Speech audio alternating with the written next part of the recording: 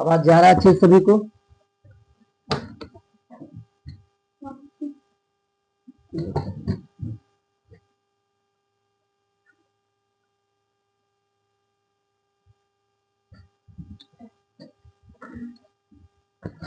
कितना बजे तक तुम कर सकते हो अभी? मैथ का क्लास कितना बजे से है? सॉरी, ऑर्गेनिक का।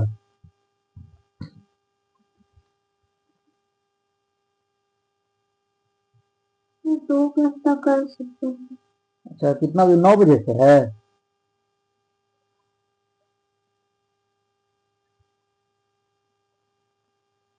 अरे टाइमिंग कितना बजे से है दिन के बाद?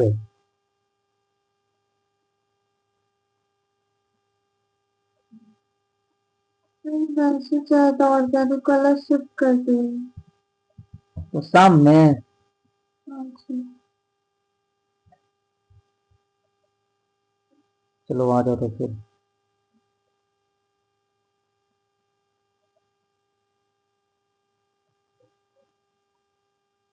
एक सवाल जल्दी से उस पे करके दिखा तो फिर हम लोग आगे बढ़ेंगे।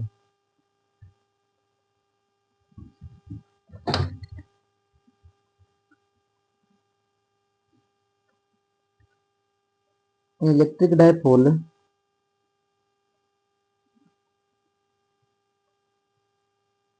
Electric dipole of dipole moment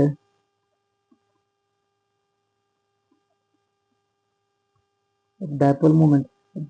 chemistry class कब शिफ्ट हुआ है जी? रात में मैसेज किया है? और फिर तुम लोग बताया काहे नहीं फिर? अभी देखें।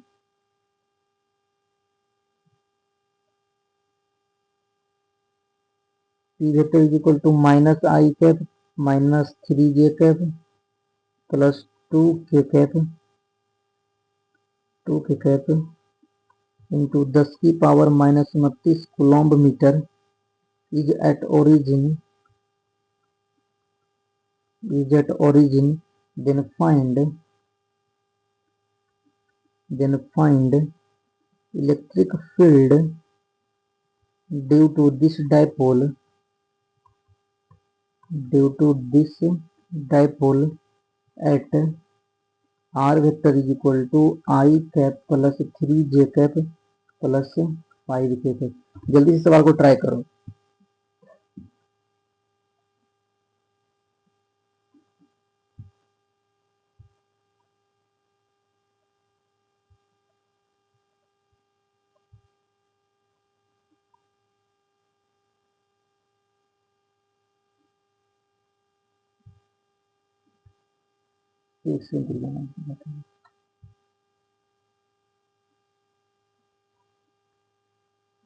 जल्दी से फटाक से ट्राई करो, 1 मिनट देते।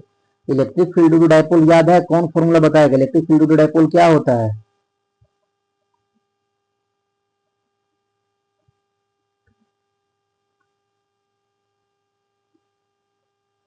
अरे इलेक्ट्रिक फील्ड टू डायपोल पढ़ाए हैं ना जी?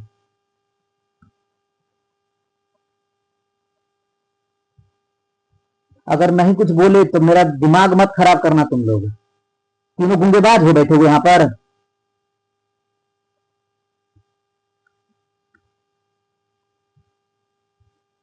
इलेक्ट्रिक फील्ड टू डायपोल क्या होता है?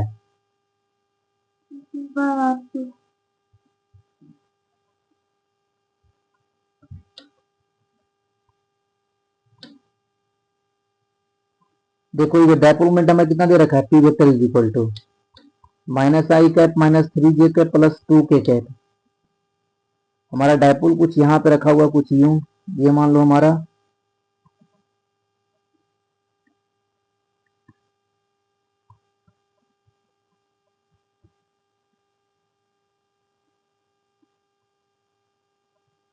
ये हमारा एक्स एक्सिस से मान लेते हैं। यहाँ पे कहीं ओरिजिन रहा होगा, और तुम्हें बताया कि ओरिजिन पे रखने का मतलब है कि उसका सेंटर डायपोल का कहाँ पे? हमारा ओरिजिन पे है। और हमें पता है डायपोल दो चार्जेस के बीच का जो डिस्टेंस होता है डायपोल में वो बहुत ही छोटा होता है। इसको हम डिस्टेंस हम ऐसे मान लेंगे कि ये वाला हमारा मान लो कि डायपोल मोमेंट है। ये वाला हमारा डायपोल मोमेंट यहाँ पे रखा हुआ, इतना बड़ा डिस्टेंस होता भी नहीं, ये तो हम दिखाए हैं। ये हमारा क्या हो गया? पी वेक्टर हो गया। और हमें किस पॉइंट पे चाहिए? हमें तो मान लो कि यहाँ से जो ओरिजिन है, ये ओरिजिन से ये आपका आर वेक्टर कहीं रहा होगा, ये वाला, ये हमारा आर वेक्टर, ये पॉइंट हमारा पी मान लेते हैं, और ये वाला हम यहाँ पर पी या कोई और मान लो, ए में मान लो, इसे पी फोर पी डायपो मोमेंट भी दिखाएंगे। ये हमारा थीटा, ये हमारा आर वेक्टर, और यही आज आर वेक्टर का वैल्यू कितना दे रखा है, minus I cap minus 3 J cap और प्लस 2 के कैप।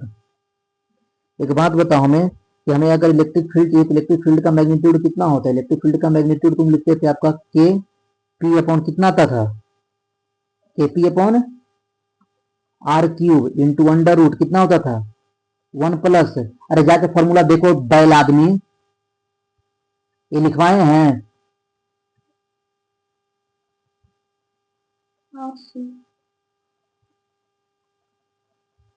इलेक्ट्रिक फील्ड इज यहाँ पर लिखो इलेक्ट्रिक, अच्छा हमें चाहिए पी वेक्टर का वैल्यू, तो पी वेक्टर का, अच्छा इसका हमें ये वाला जो हमें दिया हुआ, बताओ ये वेक्टर फॉर्म में है कि स्केलर वेक्टर फॉर्म में है कि इसका मैग्नीट्यूड है सिर्फ इलेक्ट्रिक फील्ड का, सिर्फ मैग्नीट्यूड है। तो अगर हमें मैग्नीट्यूड अगर यहाँ पर अगर मान लो अगर वेक्टर फॉर्म में अगर पूछ भी देता तो तुम कैसे करते हैं हम वो भी बता देते हैं। पहले यहाँ पे बता दो पी का वैल्यू, पी का मैग्नीट्यूड तुम कितना निकालोगे? पी का मैग्नीट्यूड निकालने के लिए डायपोल मोमेंट का ये अंडर रूट 1 का स्क्वायर प्लस 3 का स्क्वायर प्लस 2 का स्क्वायर कितना आ गया, √15 आया, √15 इंटू कूलम्ब इंटू मीटर आएगा, कोई दिक्कत है? नहीं। अब बताओ हमें आपका √15 ही आएगा ना, 2 दूना 4, 3 3 9 9 4 13, 13 और 1 14 हो जाएगा, सॉरी 14 कूलम्ब इंटू मीटर। एक बात बताओ, हमें चाहिए आपका कॉस थीटा, बताओ कॉस थीटा क्या हुआ करता था? जो थीटा होता था यहाँ पर आर वेक्टर और पी वेक्टर का क्या होता था हमारा, ये क्या था, angle between P vector and R vector. अब अगर P vector and R vector अगर होगा तो यहाँ से बताओ कि अगर हमें ये में क्या निकालोगे, सबसे पहले तुम पी डॉट आर निकालोगे, और पी डॉट आर का वैल्यू कितना होता है हमारा, आई डॉट आई निकालो, आपका आई डॉट आई पहले इसको लिख लो, आपका पी आर कॉस थीटा, और आज चुपके से तुम पी डॉट आर लिखने के लिए क्या करोगे, 1 माइनस माइनस प्लस 3 3 9 प्लस 2 दूना 4 इज इक्वल, अच्छा दोनों सेम ही है जी, आर वेक्टर और पी वेक्टर, देखो जरा, नहीं हम गड़बड़ लिख दिए, आर वेक्टर है आपका आई कैप प्लस 3 जे कैप और प्लस 5 के कैप, ठीक है। आ जाए यहाँ पर तो आपका, तो इसका डॉट प्रोडक्ट अब निकाल लेंगे तो आ जाएगा -1 -1, और बताओ कितना आएगा हमारा ये पी डॉट आर, -1 और -9 और 5 दूना 10, कोई दिक्कत है? सही लिख रहे हैं गलती लिख रहे हैं? देख लेना एक बार, कोई गड़बड़ हो तो बता देना। तो 10 और 9 1 10 0 हो रहा है जी ये, यहाँ से डायरेक्ट बोलो ना कि सर हमारा जो पी डॉट आर का वैल्यू है हमारा, आपका यहाँ पे लिख देते हैं आपका -1 और -9 और 5 दूना 10 इज इक्वल टू 0 के बराबर। बताओ अगर पी डॉट आर अगर हमारा 0 है, 0 है तो बताओ कि एंगल कितना रहा होगा, 90 डिग्री। इसका मतलब तुम्हें बताओ कि इस जगह पर हमारा, इस जगह पे ये जो हमारा आर वेक्टर है एक्चुअल में बताओ जो ये पॉइंट एम है हमारा इक्वेटोरियल है कि एक्सियल है?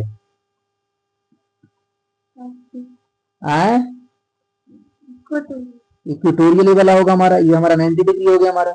और बताओ इक्वेटोरियल पे जो इलेक्ट्रिक फील्ड हुआ करता था, याद है कुछ इलेक्ट्रिक फील्ड किधर होता था हमारा, घर की होता कि नहीं होता है, ये हमारा इलेक्ट्रिक फील्ड होगा आपका। चाहो तुम यहीं पर डायरेक्ट लिख सकते हो आपका क्या, आपका electric field is equal to, जो हमारा electric field at point M पर लिखोगे वो होता है हमारा आपका K P upon X cube या आर क्यूब जो तुम बोल दो। और ये वाला हमारा यहाँ पर इलेक्ट्रिक फील्ड अगर मैग्नीट्यूड सिर्फ चाहिए तो मैग्नीट्यूड को यहीं से निकाल लेते हैं कॉस थीटा का वैल्यू पुट करके। बताओ के इंटू पी का मैग्नीट्यूड बता दो कितना, ये हो जाएगा 9, और पी का मैग्नीट्यूड हम कहाँ कहाँ निकले हैं, √14 लिखे हैं, लिख दो। और बताओ आर का मैग्नीट्यूड, तो यहाँ पर आर का मैग्नीट्यूड भी चुपके से निकाल लो, ये हो जाएगा √1 का स्क्वायर प्लस 3 3 9 प्लस 5 5 25, तो कितना आएगा 25 9 34, और ये कितना हमारा आपका √35 होगा। यहाँ आपको √35 का क्यूब कर दोगे, में मैग्नीट्यूड निकल गया। अगर वेक्टर फॉर्म में लिखना होता तुम्हें याद करो इसको, तुम क्या लिख देगे, -k into P upon R cube, और एन कैप की जगह तुम बताओ चुपके से क्या आप पी कैप नहीं चिपका दोगे यहाँ पर, बोलो। हम माइनस इसलिए तो लगाए हैं आपका कि पी वेक्टर हमारा इधर है, इलेक्ट्रिक फील्ड हमारा इधर है, तो बाकी काम कर लोगे, आगे बढ़ सकते हैं।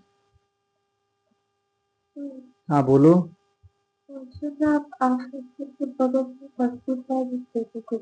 क्या?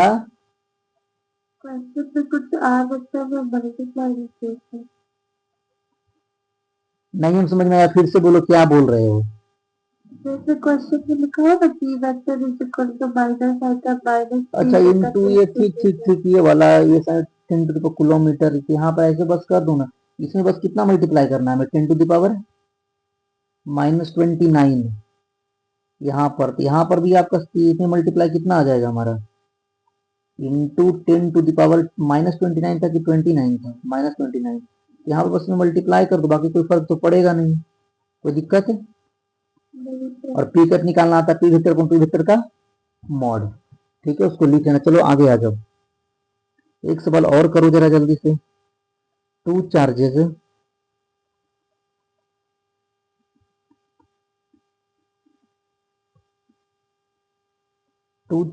ऑफ, ये सब मेंस के सवाल है 2025 से शायद ये वाला है दोनों। -4 microcoulomb and +4 microcoulomb are placed at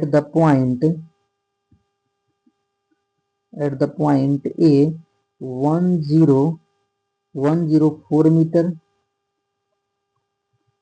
and B 2-1, 5 meter located in an electric field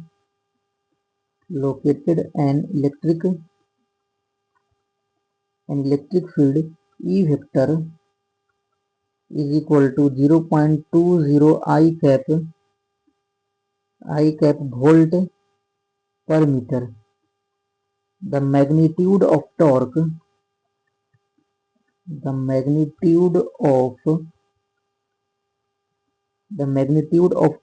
acting on the dipole is 8 root alpha into 10 to the power -5 Newton meter, then alpha is equal to question mark. जल्दी से निकालो और हम लोग चलेंगे आगे, जल्दी से फ्लक्स स्टार्ट करते हैं।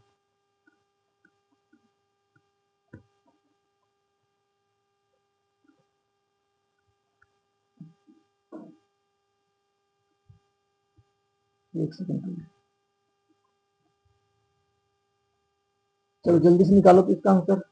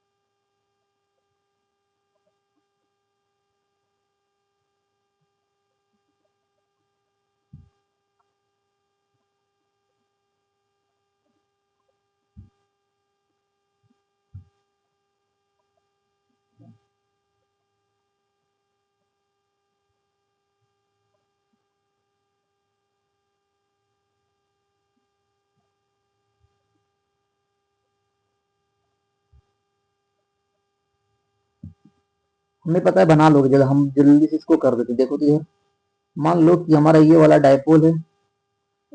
हाँ बोलो। बहुत बढ़िया। ये बताओ हमारा ये पॉइंट हमारा ए मान लेते हैं थोड़ी देर के लिए, इसका कोऑर्डिनेट कितना दे रखा है आपका 1,0,4। इसका कोऑर्डिनेट कितना है बच्चा पार्टी? बी का कोऑर्डिनेट कहाँ लिखें 2, -1, 5 मीटर। कोई दिक्कत है? हमें मैग्नीट्यूड पूछा है, बताओ कि अगर मैग्नीट्यूड पूछा है ये वाला कुछ ऐसे है, ये हमारा मान लो डायपोल मोमेंट यहाँ पर क्या रखा हुआ आपका -4 माइक्रोकूलम होगा, यहाँ पर आपका रखा है +4 माइक्रोकूलम। यहाँ पर पहले तो आपका डायपोल मोमेंट का मैग्नीट्यूड तुम लिख लो, तो क्या करोगे Q इंटू एल लिख लोगे बच्चा पार्टी? बोलो Q इंटू एल। अच्छा तुम हमें कौन बताएगा इसका मैग्नीट्यूड होता है आपका पी डायपोल अति टॉर्क का जो वैल्यू मैंने पढ़ाया है, टॉर्क इज इक्वल टू पढ़ाया है आपको, क्या बताओ पी क्रॉस ई पढ़ाए कि नहीं पढ़ाए हैं? और तो तुम इसका मैग्नीट्यूड अगर तुम लिखने जाओगे तो मैग्नीट्यूड लिखोगे हमारा इतना is equal to P E cos theta. कोई दिक्कत? सॉरी उल्टा लिख दिया ना, पी साइन थीटा। हमें इसका मैग्नीट्यूड कैसे निकालोगे बताओ, कौन बताएगा? हम कौन से मेथड से जाएं जब जल्दी आंसर आ जाए? क्योंकि ये नहीं कि हम पहले टॉर्क को लिखें, इसको आर वेक्टर लिखने जाएं, फिर पी क्रॉस ही निकालें। तुम कैसे बनाइए कृतिका? सबका वैल्यू दिया हुआ था तो बस पी वेक्टर ही और पी वेक्टर, और पी वेक्टर तुम कैसे लिखे?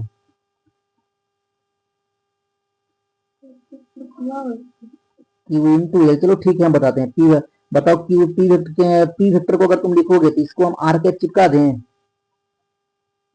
बताओ, तो बताओ क्यू का पहले वैल्यू बताओ कितना आपका? 4 माइक्रो कूलम। 4 माइक्रो का मतलब 10⁻⁶। और ये लेंथ है, बताओ ये लेंथ तुम कैसे निकालोगे? ये वाला लेंथ तुम्हें निकालने के लिए, या आर जो भी बोल दो ना, ये वाला जो एल होगा, ये वाला आर इज इक्वल टू, यहाँ पर एल मानते हैं, तो यहाँ पर एल रहने दो। इसको तुम वेक्टर फॉर्म में लिखना चाहो तो तुम मान लो, अगर तुमसे टॉर्क अगर वेक्टर फॉर्म में पूछता तो ऐसे ही कर सकते थे। दोनों तरीका चलो हम बता देते हैं। ये वाला तुम कर लेते। बताओ ये वाला हमें पता है, ये जो है हमारा, ये वाला एल से एल क्या होगा हमारा? कटेगा नहीं कटेगा? क्योंकि दोनों का लेंथ क्या है आपस में? बराबर है। तो यहाँ पर तुम क्या कर रहे होगे? आपका 10⁻⁻⁶ और आर वेक्टर हमें कैसे बताए थे? 2 माइनस 1 आई कैप, फिर आपका -1 तो आपका माइनस जे कैप, और 5 में से 4 जाएगा तो के कैप। यही तो होगा कि नहीं होगा बताओ हमारा? तो हमारा पी वेक्टर आ गया, बोलो। और ई वेक्टर तो हमें दिया हुआ है, बताओ ई वेक्टर कितना दिया हुआ है हमारा? ई वेक्टर दिया हुआ है आपका 0.20 आई कैप वोल्ट पर मीटर। अगर देखो यहाँ से अगर तुम हमें पी क्रॉस सी अगर लिखने जाओगे, हम वेक्टर फॉर्म में लिख के दिखा रहे हैं, चाहो तो तुम पी वेक्टर का डायरेक्ट मैग्नीट्यूड दिया हुआ था, ई दिया हुआ था, साइन थीटा निकालते रख देते। और हमें बताओ पी क्रॉस सी निकाल लेते। बताओ पी क्रॉस सी निकालने के लिए हमें क्या करना पड़ेगा? बताओ आई का क्रॉस अगर आई के साथ करोगे तो 0 होगा कि नहीं होगा बताओ? तो ये 4 इंटू 10⁻⁻6 इंटू 0.20 इतना रह जाएगा, अंदर में हम लिख रहे हैं आपका, ठीक है? इसी के साथ मल्टीप्लाई में पहले करो आई क्रॉस आई, कितना आएगा हमारा? आई क्रॉस आई 0 होगा हमारा। अरे नहीं, अरे भाई इतना तुम लोगों को तकलीफ है, रुको समझ। अरे इसको निकालने का अगर नहीं समझ पा रहे तो एक तरीका और बताए हैं हम, डायरेक्ट भी इसलिए कर रहे हैं, तुम्हें पता है कि सिर्फ एक है यहाँ पर, तो आराम से करो, कोई फर्क पड़ेगा नहीं। डायरेक्ट कर नहीं, समझ करना पड़ेगा डिटरमिनेंट मेथड से, समझ जाओगे ना? तो आ जाओ यहाँ पर, अगर हमें पी क्रॉस सी नीचे लिख देते हैं। पी क्रॉस सी अगर तुम आज लिख रहे होगे तो इसका मैग्नीट्यूड को हमें पता है, स्केलर को कहीं भी तुम रख सकते हो, कोई फर्क नहीं पड़ता। इसको चिपका लो इधर। अब पी क्रॉस सी में करना, एक का क्रॉस लो, आई क्रॉस आई कितना होता है? 0। बताओ आपका, फिर बचेगा आपका जे क्रॉस आई। जे क्रॉस आई कितना होता है? जे क्रॉस, कैसे यहाँ पर लिख लो आपका आई, आई जे और के। अब बताओ हमारा कहाँ लिखे थे ये वाला? हाँ आई क्रॉस हो गया आई हमारा, फिर आपका जे के साथ चलो, तब तक जे क्रॉस आई यहाँ पर क्या लिख रहे होगे हमारा? माइनस के, हमारा प्लस के हो जाएगा। फिर आपका आ जाओ, अब यहाँ पर के साथ करो, के क्रॉस आई कितना होगा? के क्रॉस आई माइनस जे होगा कि प्लस जे होगा? प्लस जे हो जाएगा। इतना बस करना है। तो वेक्टर फॉर्म में तुम्हें भी लिख के दिखा दिए हम, बटा 100 कर लो यहाँ पर, डी 2500। अगर तुमसे वेक्टर फॉर्म में कोई पूछा होता तो तुम इतना बता देते, के कैप प्लस जे कैप के फॉर्म में। कोई दिक्कत? हमसे मैग्नीट्यूड शायद पूछा है, सिर्फ मैग्नीट्यूड पूछा है। हमें पूछा है बताओ कि जो टॉर्क वेक्टर का होगा ये होता है आपका पी क्रॉस ई के बराबर। हमको भैया तुम सिर्फ मैग्नीट्यूड बता दो। तो मैग्नीट्यूड देखो ये वाला तो एज इट इज रह जाएगा, और इसका मैग्नीट्यूड हमारा √2 हम लिख रहे होंगे। कोई दिक्कत? इसी का वैल्यू किसके बराबर दे रखा है? 8√α इंटू 10⁻⁻5। यहाँ से मैं निकालो जो जो निकल सकता है। बताओ काट दो, 4 दूना 8, और ये 10⁻6 आया है जी, पक्का ना? 10⁻⁻6, तो ये वाला नीचे जाएगा आपका, तो ये कितना कटेगा? इससे 10 से काट देगा। जरा बताओ सही लिखे हैं गलत लिखे हैं? सही लिखे हैं पक्का ना? ये काट दो हमारा √2 से, तो यहाँ से √α इज इक्वल टू तुम कितना लिख रहे होगे? 1/5 इंटू 10 इंटू रूट। कुछ गड़बड़ कर दिए जी, तो इतना तो नहीं आना चाहिए। मतलब ऐसे करें, गलती ना करे तो कैसे हो सकता है, कैसे, कहाँ पे निपटाएं जरा देखो तो।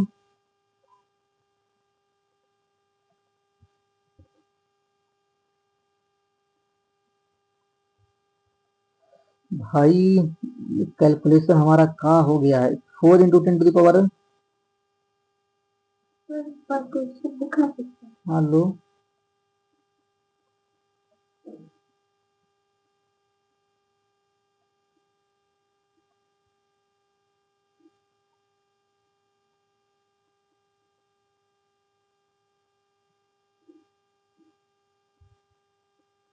यार कहाँ मिस्टेक कर दे रहे हैं भाई। ये पी वेक्टर हम सही लिखे हैं, आई कैप माइनस जे कैप, ठीक है। ये वेक्टर आपका इतना दे रखा है, पी क्रॉस ई का वैल्यू 0.204, 0.20 सही है।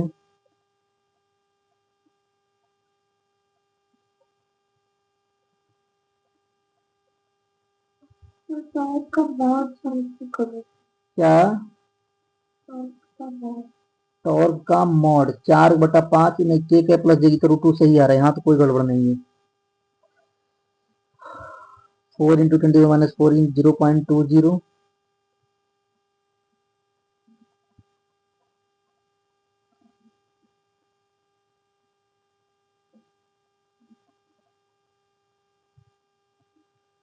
पता है क्या है गड़बड़। और तुम आंसर दो, तुम्हारा आंसर आ गया है कृतिका।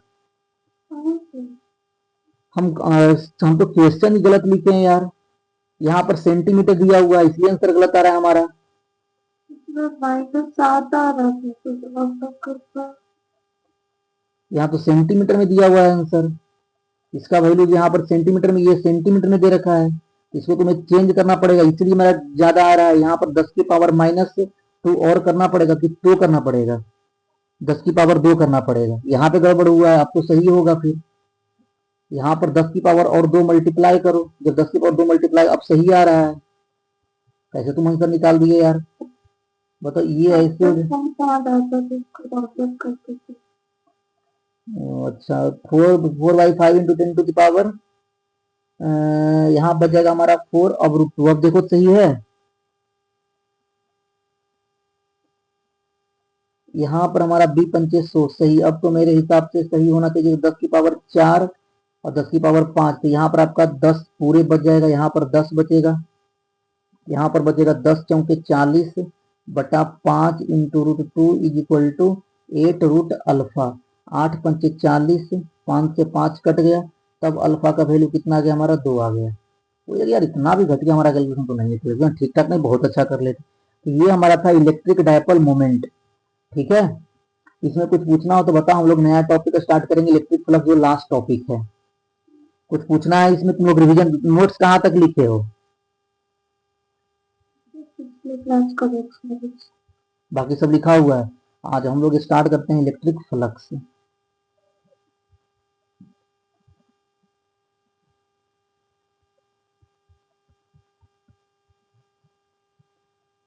तुम लोग का रिवीजन हो गया जी आज के टेस्ट के लिए? इलेक्ट्रिक फ्लक्स, देखो एक बात समझना, इलेक्ट्रिक फ्लक्स को जब पढ़ने से पहले हम एक चीज यहाँ पर एक डिफिनेशन हल्का सा लिखेंगे अभी। जब हमें बेसिक डिफिनेशन के पास इलेक्ट्रिक फ्लक्स क्या बेसिक डिफिनेशन के पास जाते हैं तो ये कहता है कि it measures the number of EFLs का मतलब electric field lines passing through a surface. तुम्हारा एक मन में एक ख्याल आएगा, एक बात बताओ, जब हम पढ़ा रहे थे properties of electric field lines, वहां हमने एक पॉइंट बताया था कि इलेक्ट्रिक फील्ड लाइंस जो होता है वो सब्जेक्टिव होता है कि ऑब्जेक्टिव होता है? सब्जेक्टिव होता है, उसका डेंसिटी या मैग्नीट्यूड जो आपका बोलते हो इलेक्ट्रिक फील्ड का, वो हमें क्या बताओ, वो हमारा ऑब्जेक्टिव होता है। कहने का मतलब कि अगर सब्जेक्टिव कहने का मतलब हम समझाए थे कि पर्सन टू पर्सन चेंज करेगा इलेक्ट्रिक फील्ड लाइन। कैसे कि अगर कोई +Q से 5 दिखाया है तो वही इंसान अगर +2Q से दिखाएगा तो 10 इलेक्ट्रिक फील्ड लाइन दिखा देगा। जबकि अगर मान लो कोई +Q से अगर 4 इलेक्ट्रिक फील्ड लाइन दिखाया तो +2Q से वही इंसान कितना दिखाएगा? 8। अरे नहीं बोलोगे नहीं तो भगा देंगे आज हम, ठीक है। तो ये वाला, तो बस तुम खुद बताओ कि अब हम अगर जो एक बेसिक जो डिफिनेशन अगर हम लिखेंगे तो पहले लिखो आपका it is a scalar quantity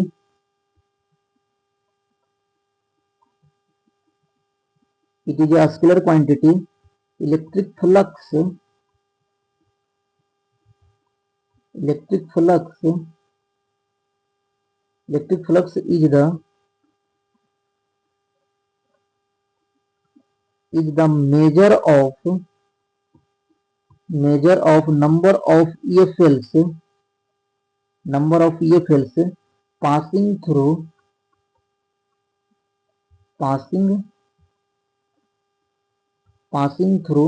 any surface,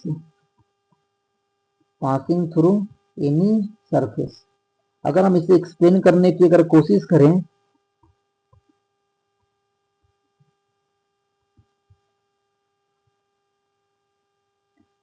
करें तो बताओ क्या आएगा हमारा। मान लो कि हमारा एक सरफेस हम यहाँ पे ये मान लेते हैं,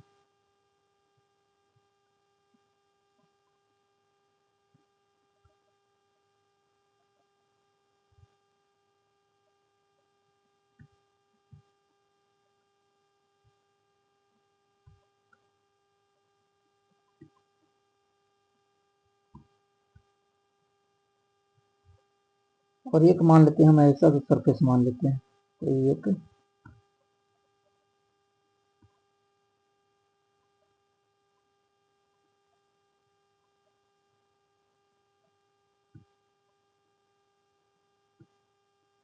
ऐसा। अब यहाँ पर से इलेक्ट्रिक फील्ड लाइन हम ड्रॉ करने की कोशिश करते हैं जरा।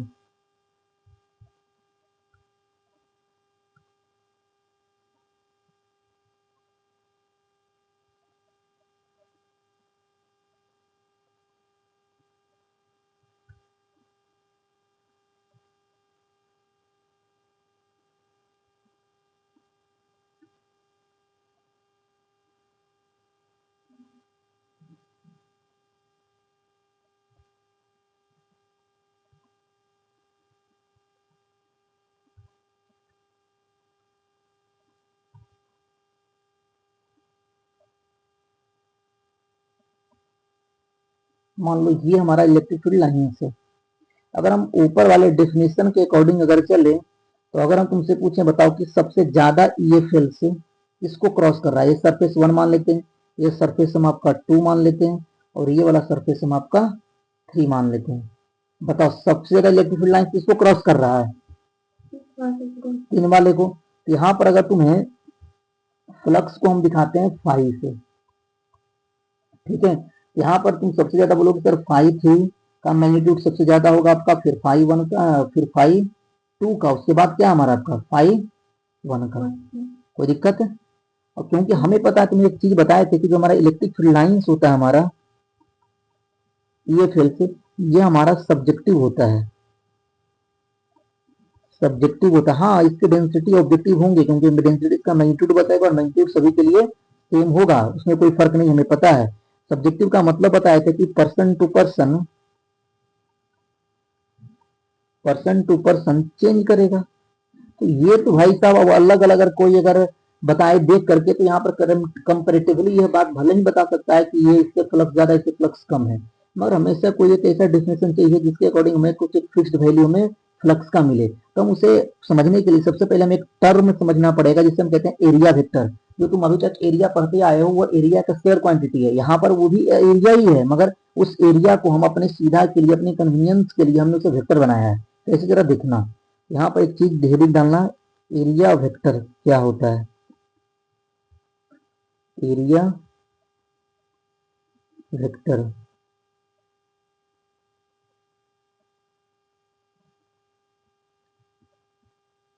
एरिया वेक्टर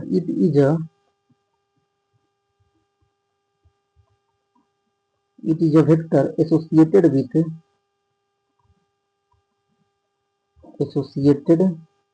with या फिर corresponding या corresponding to या फिर इसी को बोल दो defined for a plane surface. अब बताओ प्लेन सरफेस हमारा कैसा होता है, 2D होता है कि 3D होता है कि 1D होता है? सरफेस हो गया तो 1D तो कभी रहा नहीं, और प्लेन हमने बोल दिया तो कैसा फिगर बन गया ये 2D, such that such that the magnitude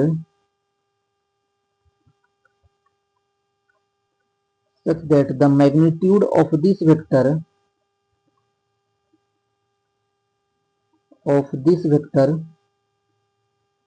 equals the area of plane surface and its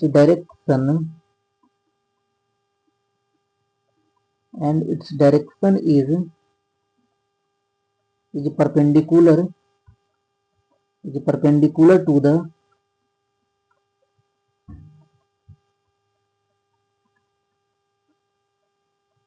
plane surface। जैसे समझना,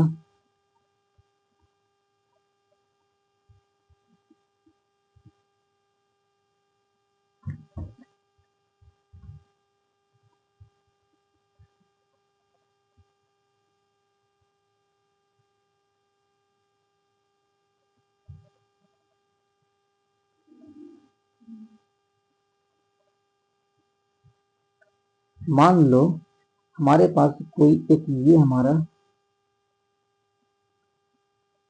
सरफेस है और बताओ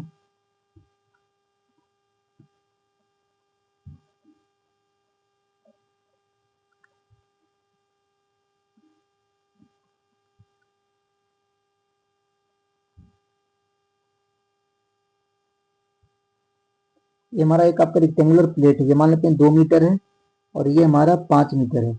और वही बात है कि ये वाला जो हमारा है ये किस प्लेन में है,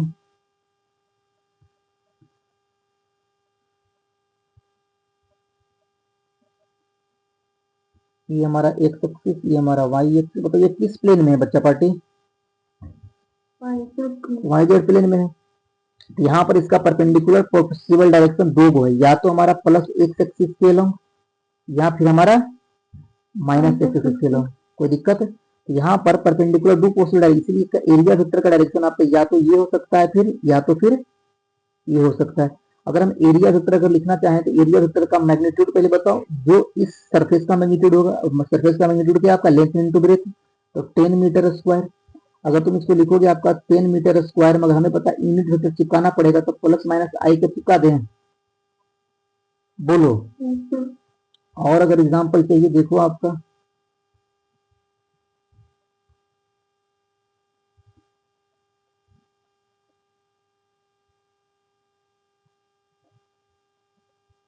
ये वाई एक्सिस है, ये एक्स एक्सिस है, ये जेड एक्सिस है।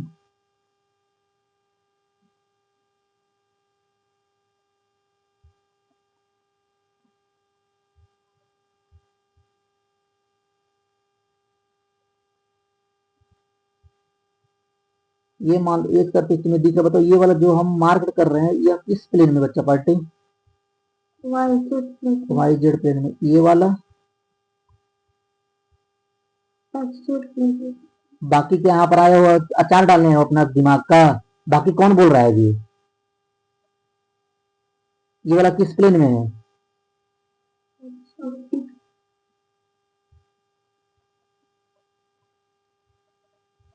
ये हमारा 2 मीटर, ये हमारा 3 मीटर, ये मानते कब 5 मीटर है। अगर ये वाला सरफेस को थोड़ी देर के लिए अगर हम 1 नाम दे देते हैं, इस सरफेस का नाम अगर हम 2 दे देते हैं, अगर इस सरफेस का नाम 3 दे देते हैं, तो यहाँ से A1 का वैल्यू कितना लिखोगे? कितना? 15। और यूनिट वेक्टर कौन सा होगा हमारा? प्लस माइनस आई के। अरे बुझा रहा है? A2 बताओ, A2 कितना होगा? A2 हमारा, A2 कहाँ? ये वाला A2 6 कैसे कर दिए तुम? 10 ना होगा जी, 10। और इसका डायरेक्शन कौन सा होगा? Plus minus. ठीक है, बताओ अगर A3 लिखना होगा तो A3 कितना लिखोगे? 6 किस पर की ओर? कोई दिक्कत है? तो आशा करते हैं एरिया वेक्टर लिखना सीखे। तो मगर देखो दिक्कत हमारे, अच्छा चलो एक सवाल हमें करके दिखाई दो। मान लो क्योंकि इसमें एरिया वेक्टर लिखने के लिए आएगा नहीं आएगा मैग्नेटिक्स में, तो वहीं पर एरिया वेक्टर का ढेर सारा सवाल करेंगे। अभी रुक जाते हैं। पहले एक बात बताऊं मैं, अभी देखो जो भी चीजें हम तुम्हें एरिया वेक्टर डिफाइंड किए हैं, एरिया वेक्टर सिर्फ और सिर्फ हमने प्लेन सरफेस के लिए, प्लेन सरफेस कहने का मतलब 2D के लिए हम डिफाइंड किए हैं। कहा ठीक है, मगर मान लो हमारे सामने कुछ ऐसा सिचुएशन अगर क्रिएट होता है कि यह सरफेस प्लेन ना होकर के कर्व हो जाए, मतलब अच्छा कर्व जैसे नहीं हुआ अब हम कह रहे हैं सरफेस, अब ऊपर से कर्व बोल रहे हैं, तो बताइए 2D का एग्जाम्पल हो जाएगा कि 3D का हो जाएगा? 3D का हो जाएगा। तो अगर हो जाएगा तो हम उसके लिए एरिया वेक्टर किस तरह से डिफाइंड करेंगे वो जरा समझने की कोशिश करते हैं। क्योंकि हमारे सामने जब फ्लक्स हम निकालेंगे तो फ्लक्स निकालने की सिर्फ और सिर्फ क्लोज्ड सरफेस में आपका सिर्फ प्लेन सरफेस से बना हुआ ज्योमेट्रिक स्फीयर नहीं आएगा, वहां पर स्फीयर आ जाएगा। स्फीयर हमारा 3D फिगर है और कब का कर्व सरफेस से मिलकर के बना है, तो उसका हम एरिया वेक्टर कैसे निकालेंगे? हाँ, अगर क्यूब रहा तो भैया इसमें आपका 6 फेस है, 6 फेस का हम अलग अलग एरिया वेक्टर निकाल सकते हैं, कोई बड़ी बात है नहीं है। मगर हमें कर्व 3D के लिए निकालना सीखना है, तो जरा एक पॉइंट लिखना, if the surface,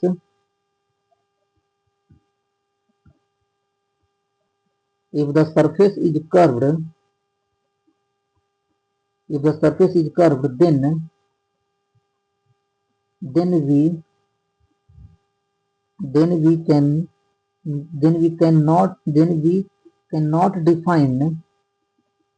cannot define the area vector for this surface। मतलब कि अगर हमारा सरफेस 3D हुआ तो मतलब कर्व हुआ तो उसके लिए हम एरिया वेक्टर को डिफाइंड नहीं कर सकते। मगर हमने क्या किया ना, तिकड़म बुद्धि अपनाया, कहा देखो हम ये डायरेक्टली एरिया वेक्टर को डिफाइंड नहीं कर पाएंगे।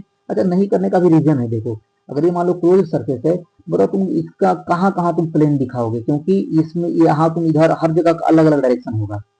इसी को हम दिखाने के लिए क्या करते हैं, कुछ यूं ऐसे हम लिखते हैं आपका however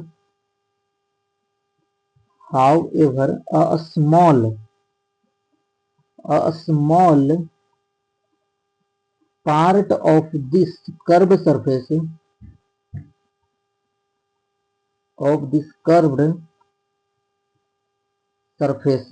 can be assumed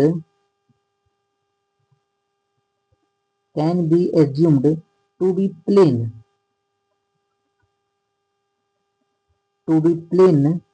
and a small area vector can be defined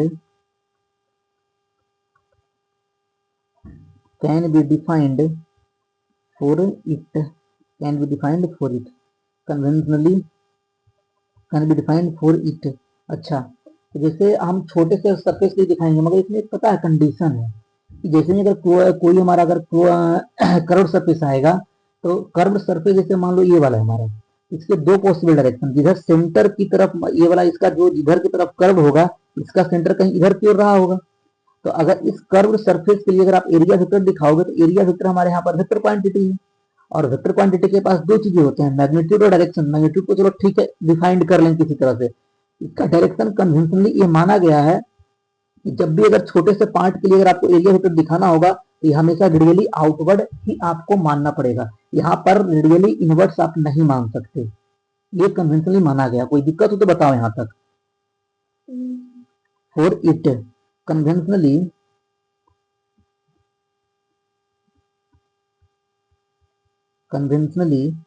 area vector for any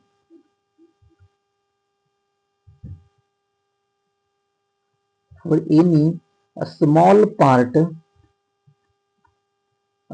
part of a closed surface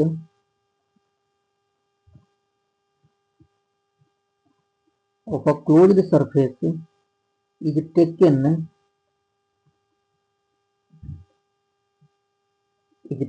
to be along radially outward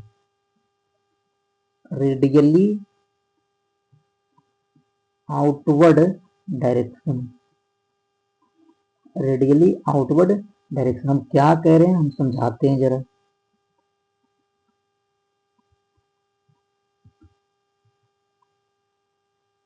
जैसे मान लो कि हमें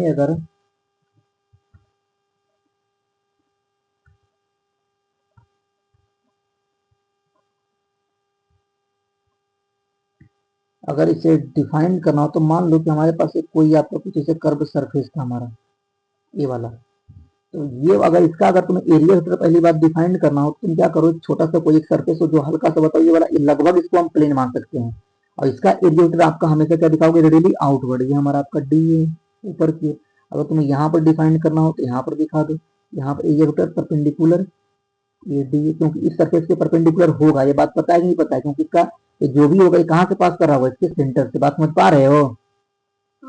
अगर तुम्हें एरिया वेक्टर यहाँ पे डिफाइन करना होगा तो कुछ इस तरह से ये डी है। उसी तरह से मान लो कि हमारा कोई अगर स्फेयर होता ये वाला, ये अगर स्फेयर होता तो इसके लिए अगर हमें एरिया वेक्टर डिफाइन करना होता तो यहाँ पर एरिया वेक्टर हमारा इधर हो जाता, डी या डी एस जो तुम्हें लिख सकते हो, ये वाला इधर की है। तुम्हें अगर यहाँ पर दिखाना होगा तो बताओ ये एरिया वेक्टर हम यहाँ पे दिखा लेंगे डी ए, यहाँ पर दिखाना हो तो इधर की ओर, यहाँ पर दिखाना हो इधर दिखा लो। क्या बात समझ पा रहे हो सभी लोग। ये हमारा डी ए है। अगर हम इतना सीख गए तब हम चलते हैं आपका quantitative definition of electric flux को ढूंढने के लिए। जरा आ जाओ, तो यहाँ पर हम हेडिंग डालते हैं quantitative definition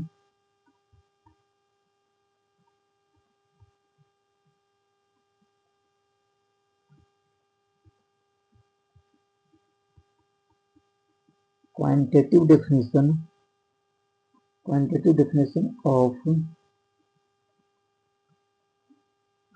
of electric flux.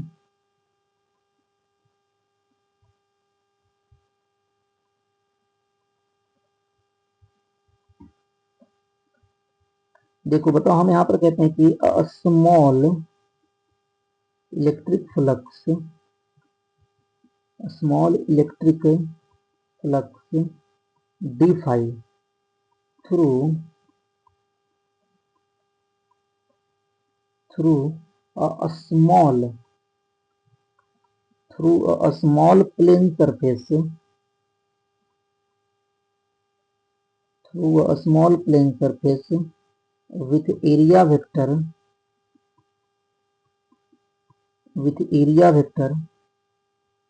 यहाँ पर हम ds भी दिखा सकते हैं एरिया को, ठीक है। जो da दिखाओ ds दिखाओ तुम्हारी मर्जी, ds vector in an electric field in an electric field E vector is given as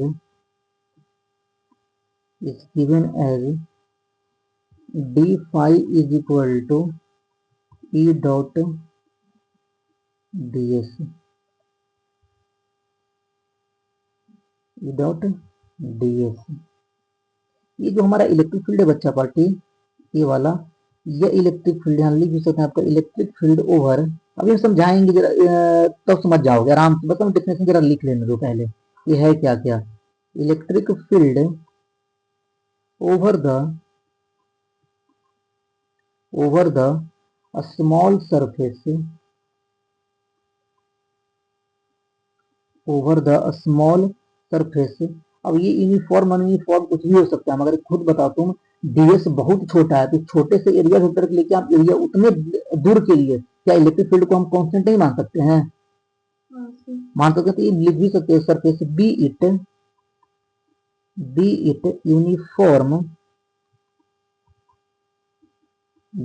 uniform और not be it uniform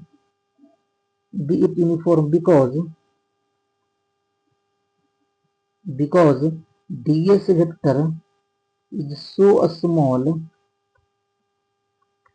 so that even if e vector is non-uniform,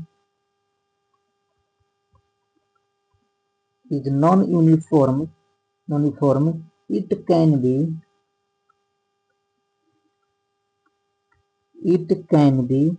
taken to be uniform over this small surface,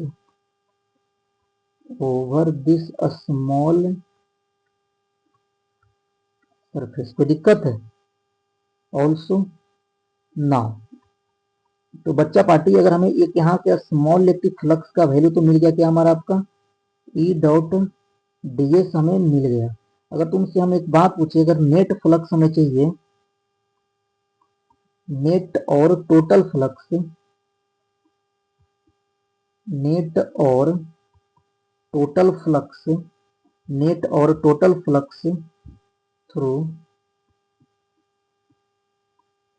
flux through any surface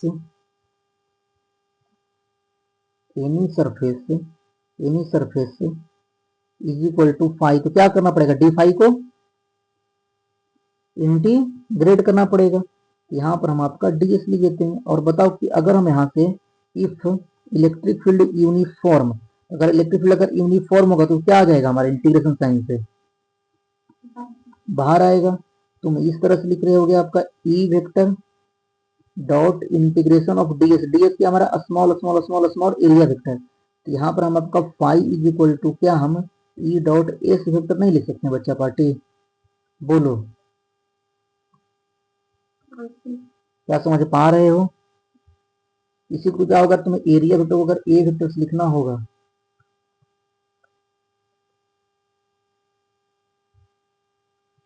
is equal to E dot A.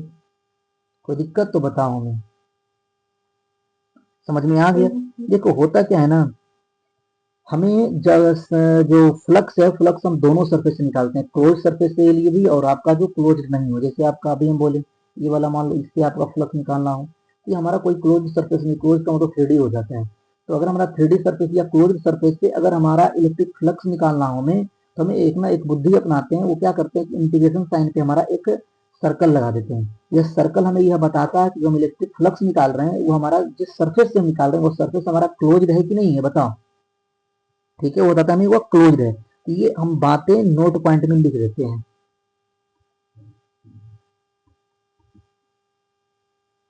Note point में, if we calculate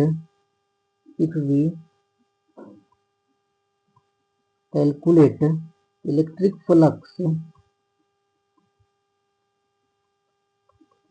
flux through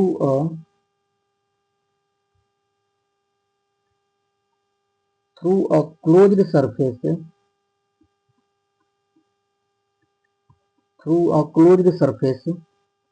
then we simply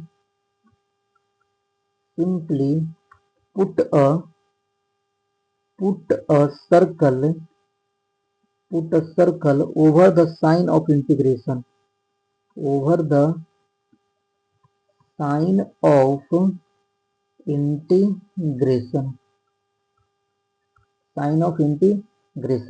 जैसे कि अगर हमें यहाँ पर flux of total flux चाहिए तो क्या करो, यहाँ पर आपका डी फाई और डी यहाँ पर इंटीग्रेशन पे आपका एक सर्कल पुट कर दो, D phi is equal to integration of E dot ds। अच्छा, ऑल्सो हम वही बातें फिर से करते हैं आपका, कि अगर मान लो अगर हमारा इसको अगर फ्लक्स इलेक्ट्रिक फील्ड अगर हमारा यूनिफॉर्म है तो यहाँ पर इसको बाहर करो और यहाँ पर चुपके से तुम आपका ds लिख रहे होगे, ये ds। यहाँ पर हमने ये मानते हुए चला है कि इलेक्ट्रिक फील्ड हमारा यूनिफॉर्म है। बच्चा पार्टी एक बात बताओ, ये ds है क्या हमारा सरफेस से? अगर देखो तुम एक बात समझना, अगर हमारा प्लेन हुआ तो हम ये वाला एरिया से निकालेंगे आपका। अगर हमारा स्फीयर हुआ तो जो हल्का हल्का जो तुम निकालोगे यहाँ पर एरिया वो ds सम करोगे तो हमारा यहाँ पर सरफेस एरिया देगा कि नहीं देगा, बताओ। तो जब ये क्लोज सरफेस होता है तो इसका मतलब यह हमें कुछ और नहीं, यह बातें हमें यह बता रहा है कि ये हमारा सरफेस इंटीग्रल है कि नहीं, बताओ इसको क्या बोलते हैं, सरफेस इंटीग्रल। सरफेस इंटीग्रल एक लाइन इंटीग्रल भी होगा, जब हम लोग मैथमेटिक्स पढ़ेंगे तो वहां पर इंटीग्रल सर्किटल लॉ आएगा, वहां पर हमारा लाइन इंटीग्रल हो जाएगा, सरफेस इंटीग्रल। सरफेस इंटीग्रल देखो, अगर हम एक बात यहाँ पर अगर चुपके से लिखें जो हम ऊपर बताए हैं, हमने कहा कि जब हम फ्लक्स निकालने जाएंगे तो हमारे सामने दो सिचुएशन आएगा, या तो हमारा सरफेस हमारा 2D प्लेन होगा, ये हमारा 3D सरफेस या प्लेन जो भी बोल दो, 3D सरफेस। बताओ अगर 3D होगा तो जनरली हमारे पास यहाँ पर जो आएंगे वो हमारा कर्व अगर हुआ, तब बताओ अगर 2D हुआ तो 2D की एरिया वेक्टर तो हमेशा निकालने के लिए कोई तकलीफ होगा ही नहीं, होना ही नहीं चाहिए, क्योंकि 2D सरफेस के लिए हमारा जो एरिया वेक्टर होगा, आपका area vector perpendicular to the plane होगा कि नहीं होगा, बताओ। परपेंडिकुलर टू द प्लेन, और जब इसको तुम लिखने जाओगे तो ये वाला हमारा एरिया वेक्टर जो होगा हमारा रेडियली आउटवर्ड होगा, area vector is radially outward,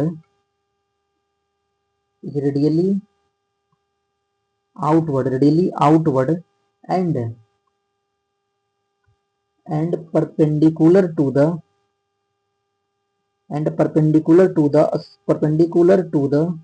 a small surface which is considered to be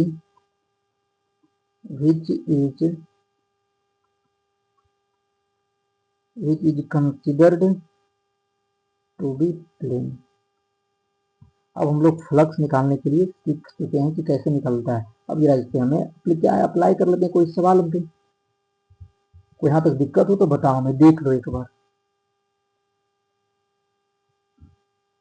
छोटा कर देख लो, देखो एक बार अच्छे से इसको।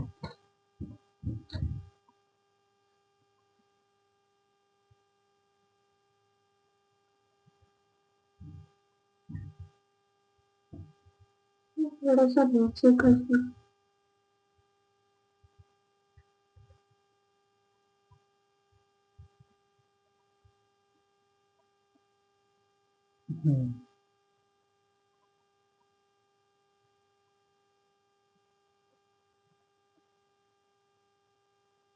चलो और नीचे।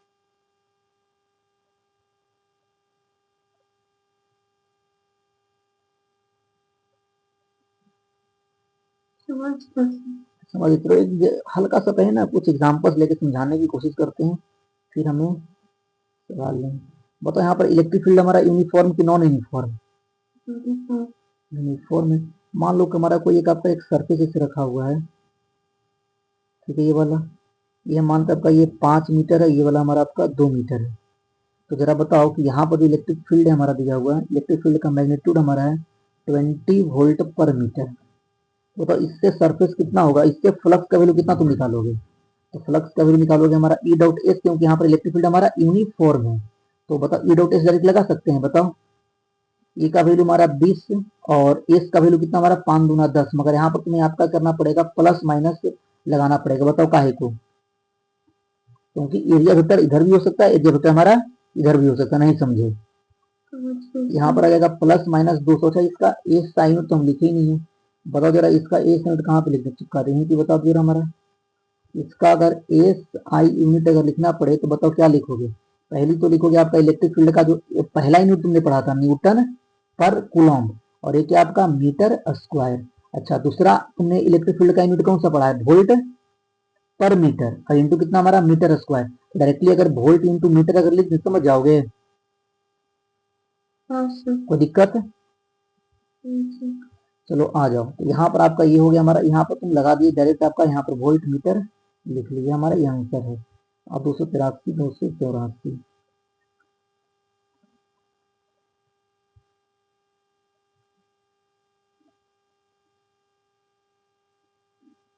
यहाँ पर कैसे आया है जीरो, ये भी बताना पड़ेगा। यहाँ पर एक्चुअल में प्लस माइनस इसलिए आया ना, क्योंकि या तो हमारा डॉट प्रोडक्ट में ये जीरो लिखोगे या फिर कॉस 180, है कि नहीं। तो ये वाला आ जाओ हमारा। मान लो और एग्जांपल्स लेते हैं कि अगर आज तुम्हारा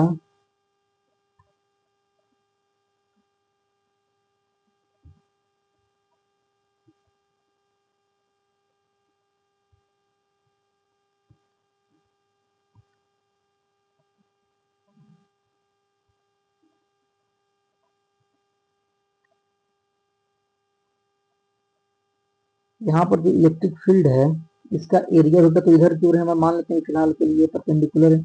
इसका जो इलेक्ट्रिक फील्ड है कुछ ऐसे है,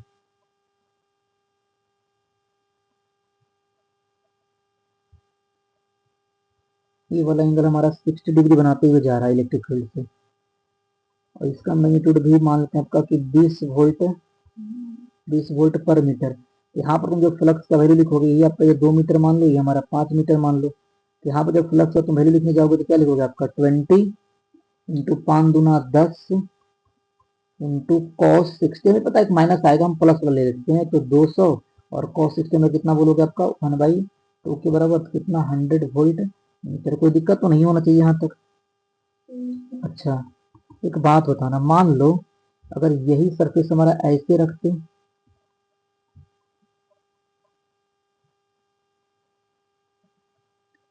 और इलेक्ट्रिक फील्ड हम आज ऐसे लेते, इलेक्ट्रिक फील्ड हमारा ये वाला,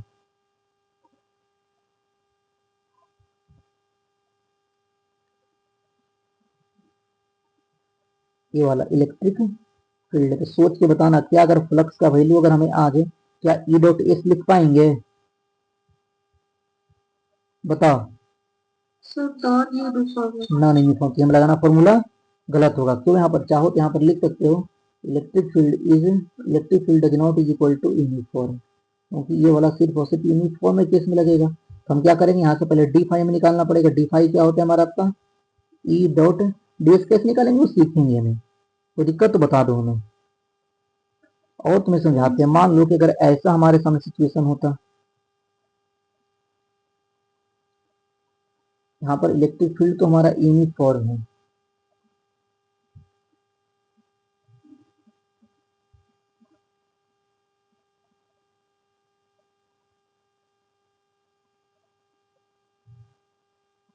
ये वाला से बताओ, यहाँ पर इलेक्ट्रिक फील्ड तो हमारा सोच कर बताना यूनिफॉर्म है, तो अगर हम फ्लक्स का वैल्यू यहाँ पर भी अगर ई डॉट एस लिख सकते हैं, सोच के बताना गलत की सही।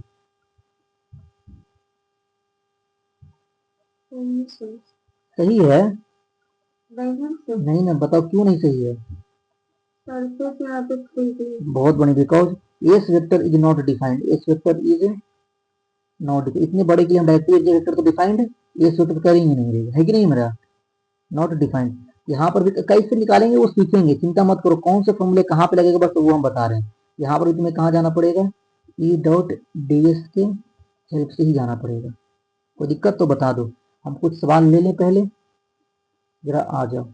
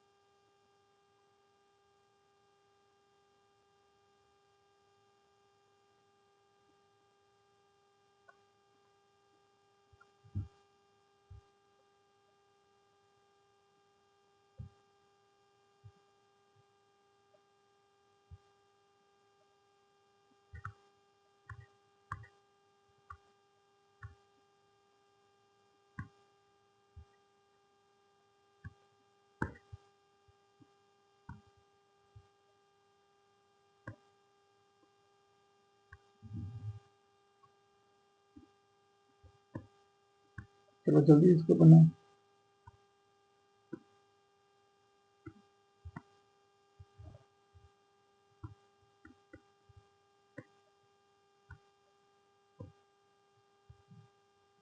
दिख रहा है इतना से,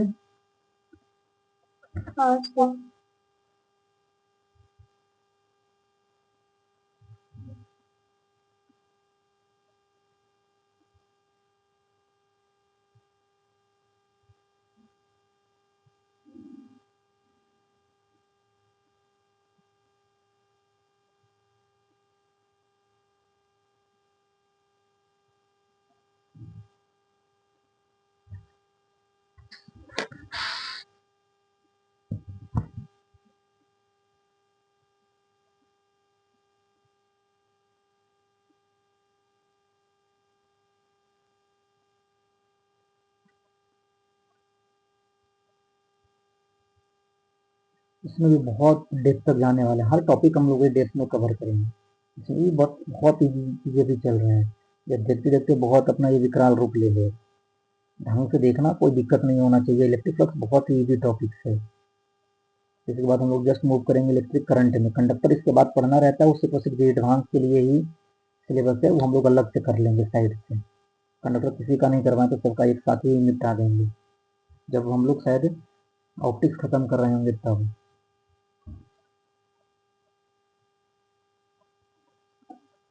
सर 20 कितना? 20 20। देख लेते हैं फिर इसका सही भी होगा। अमीषा तुम्हारा आया? अनार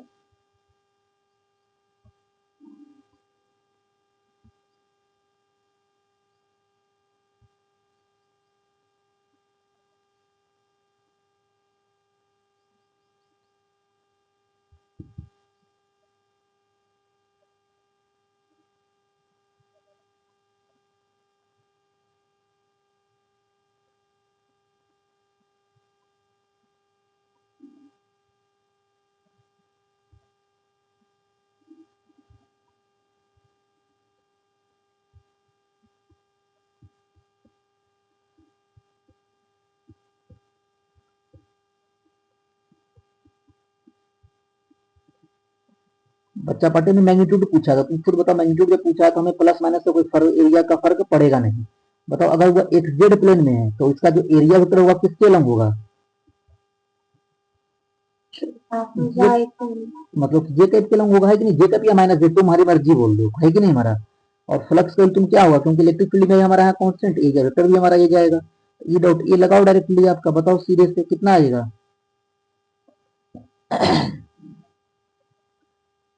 करो जल्दी से, कितना आएगा आपका? ये जे के आई के साथ डॉट प्रोडक्ट 0, तो कितना लिखोगे? 6 इंटू, एक सेकंड हम गड़बड़ कर रहे हैं कुछ क्या भाई ना?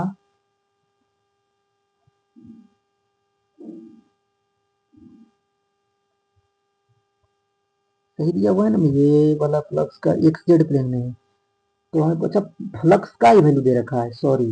ये फ्लक्स का वैल्यू कितना दे रखा है हमारा आपका? एरिया वेक्टर का वैल्यू मैंने, एरिया वेक्टर तुमसे पूछा है, तो यहाँ पर एरिया वेक्टर इक्वल टू क्या तुम बोल दो? ए नॉट जे कैप बोल दो, है कि नहीं हमारा? बताओ आ गया ना आपका? तो बताओ यहाँ से करो आपका। ए बताओ कितना आएगा हमारा? 6 इंटू 6 इज इक्वल टू, ई का वैल्यू कितना हमारा? 3 इंटू ए नॉट, और इसके साथ कौन आएगा? 10 की पावर 3 भी आएगा। तो 3 दूना 6 आ जाओ, तो यहाँ से बताओ ए नॉट का वैल्यू कितना आपका? 2/10 की पावर 3। ये आ गया मीटर स्क्वायर में। हमें चाहिए सेंटीमीटर में, तब 2 से मल्टीप्लाई कर दो, ये आपका क्या आएगा? Centimetre square. बताओ, 2 1 3 0, 1 2 1 3, तो कितना आ गया हमारा? 20 सेंटीमीटर स्क्वायर। कोई दिक्कत है? ये सब बहुत इजी सवाल है, इससे ज्यादा इजी सवाल क्या हो सकता है? अगला सवाल पे आओ।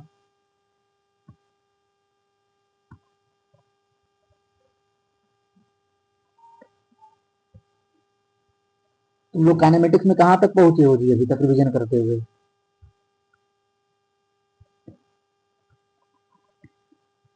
प्रोजेक्टाइल मोशन के थोड़ा पहले। चलो ठीक है, अब छोड़ देते हैं इसको सवाल करा करके, रिवीजन करो आज जाके।